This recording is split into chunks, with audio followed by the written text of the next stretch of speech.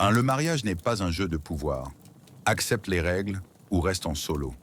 Mesdames, soyons clairs. Si vous n'êtes pas prête à reconnaître l'autorité d'un homme, un vrai, pas un garçon immature sans ambition ni vision, alors le mariage n'est pas pour vous.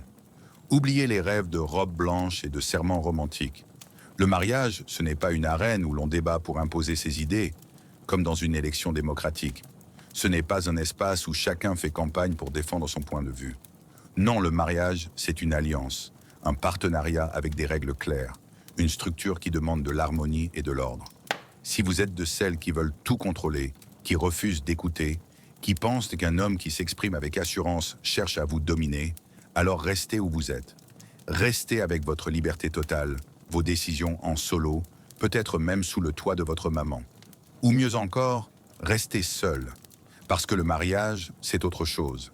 C'est un engagement qui demande de la maturité, de l'écoute et, oui, une certaine dose de compromis. Dans un foyer, l'ordre est essentiel. Et cet ordre repose sur une dynamique claire. Il y a une tête, un leader. Cet homme, s'il est droit, sage et responsable, assume ce rôle. Pas parce qu'il est supérieur, mais parce que c'est ainsi que fonctionne une équipe solide. Une équipe où chacun joue son rôle pour que l'ensemble prospère. Si vous rêvez d'être à la fois présidente, première ministre et générale en chef de votre couple, alors le mariage n'est pas fait pour vous. Créez plutôt votre empire, lancez une entreprise, dirigez une armée. Mais ne vous engagez pas dans une union où vous refusez les règles du jeu. La vérité, c'est que beaucoup de femmes veulent un homme fort, et c'est tout à leur honneur. Un homme qui inspire confiance, qui apporte sécurité, stabilité, attention. Un homme qui a une vision, qui sait où il va et qui peut guider. Mais trop souvent, elles veulent tout cela sans accepter ce qui vient avec, son autorité. Elles veulent les avantages, la protection, le soutien, parfois même les ressources, mais sans les responsabilités. Mesdames, soyons honnêtes, on ne peut pas vouloir le confort du mariage sans en embrasser les réalités. 2. Le mariage, un partenariat, pas un duel. Le mariage, c'est une danse. Une danse où chaque partenaire connaît ses pas, où l'un guide et l'autre suit, non pas par soumission aveugle, mais par choix conscient. Parce que, soyons réalistes, une danse où tout le monde veut mener finit en chaos.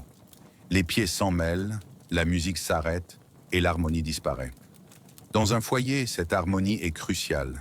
Et elle commence par une structure claire, où l'homme, lorsqu'il est à la hauteur, assume le rôle de leader. Cela ne veut pas dire qu'une femme n'a pas de voix. Bien au contraire, un homme digne de ce nom valorise l'intelligence, la sagesse et les idées de sa partenaire. Mais il sait aussi que dans les moments décisifs, quelqu'un doit trancher. Et cet homme, s'il est juste, le fait avec respect, en tenant compte de l'équipe qu'il forme avec sa femme. Si cette idée vous hérisse, si vous pensez qu'un homme qui prend des décisions est un tyran en puissance, alors le mariage risque de vous sembler étouffant. Posez-vous la question. Voulez-vous vraiment un partenaire ou voulez-vous un employé? Un homme qui exécute vos ordres sans jamais proposer sa vision? Si c'est le cas, le mariage n'est pas votre terrain de jeu. Vous seriez plus heureuse à la tête d'une entreprise où vous pouvez tout diriger sans compromis. Mais dans une union, il faut accepter que deux personnes ne peuvent pas toujours être au volant en même temps. 3. La force d'un homme, la force d'un couple. Beaucoup de femmes rêvent d'un homme fort. Et elles ont raison. Un homme fort, c'est celui qui sait où il va, qui assume ses responsabilités, qui protège et qui construit. C'est celui qui peut regarder les tempêtes de la vie en face et dire « On va s'en sortir, ensemble ».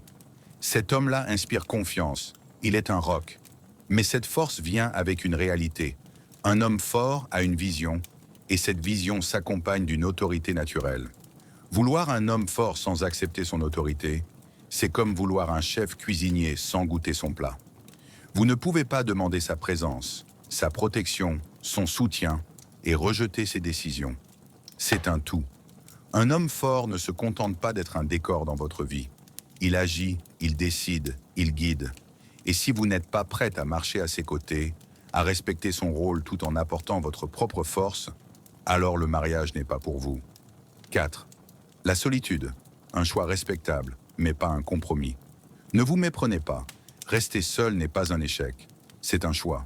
un choix puissant, respectable, qui peut être incroyablement épanouissant. Si vous êtes une femme qui aime tout contrôler, qui préfère prendre chaque décision sans avoir à consulter quiconque, alors la solitude pourrait être votre meilleur allié. Vous pouvez bâtir votre vie exactement comme vous l'entendez, sans compromis, sans négociation. Vous pouvez être la reine de votre royaume, sans avoir à partager le trône. Mais si vous choisissez le mariage, sachez que c'est un engagement qui demande de lâcher un peu de ce contrôle. Pas pour vous diminuer, mais pour construire quelque chose de plus grand, un foyer, une famille, une équipe. Un mariage réussi repose sur la complémentarité, pas sur une lutte de pouvoir. Si vous n'êtes pas prête à jouer en équipe, à accepter qu'un homme droit puisse guider le navire, alors restez à quai. 5. Les bénéfices du mariage, les réalités du mariage. Le mariage, c'est un rêve pour beaucoup. La sécurité, l'amour, la complicité, le sentiment d'être soutenu par quelqu'un qui croit en vous. Mais ces bénéfices ne viennent pas sans effort. Ils ne viennent pas sans accepter les réalités de l'engagement. Vouloir un homme qui vous protège sans accepter qu'il prenne des décisions, c'est vouloir le dessert sans cuisiner le repas. Ça ne fonctionne pas comme ça. Un homme digne de ce nom n'est pas là pour vous dominer. Il est là pour construire avec vous, pour créer un avenir commun. Mais pour cela, il doit pouvoir assumer son rôle. Si vous le rejetez à chaque fois qu'il propose une direction, si vous voyez chaque décision comme une menace à votre indépendance, alors vous ne construisez pas un mariage. Vous construisez un champ de bataille. 6. Choisissez votre chemin, mais choisissez en conscience. Alors, mesdames, avant de rêver de mariage, posez-vous les bonnes questions. Êtes-vous prête à faire partie d'une équipe, à accepter qu'un homme, s'il est sage et responsable, puisse guider le foyer? Si la réponse est non, ce n'est pas une faiblesse, c'est une vérité. Et cette vérité vous libère. Elle vous permet de choisir un chemin qui vous correspond, celui de l'indépendance totale, de l'entrepreneuriat, de la liberté sans compromis. Mais si vous choisissez le mariage, faites-le en pleine conscience. Acceptez qu'un homme fort vient avec une vision, une autorité, une direction. Acceptez que le foyer a besoin d'ordre et que cet ordre repose sur une dynamique où chacun joue son rôle. Ce n'est pas une question de supériorité ou d'infériorité, mais de complémentarité. C'est ce qui fait la beauté et la force d'un couple. Alors choisissez, mais choisissez en sachant ce que vous voulez vraiment. Le mariage n'est pas un jeu où l'on prend ce qui nous plaît et laisse le reste. C'est un engagement total, avec ses joies, ses défis, ses réalités. Si vous n'êtes pas prête à les embrasser, alors peut-être que votre plus belle histoire d'amour, c'est celle que vous vivrez avec vous-même.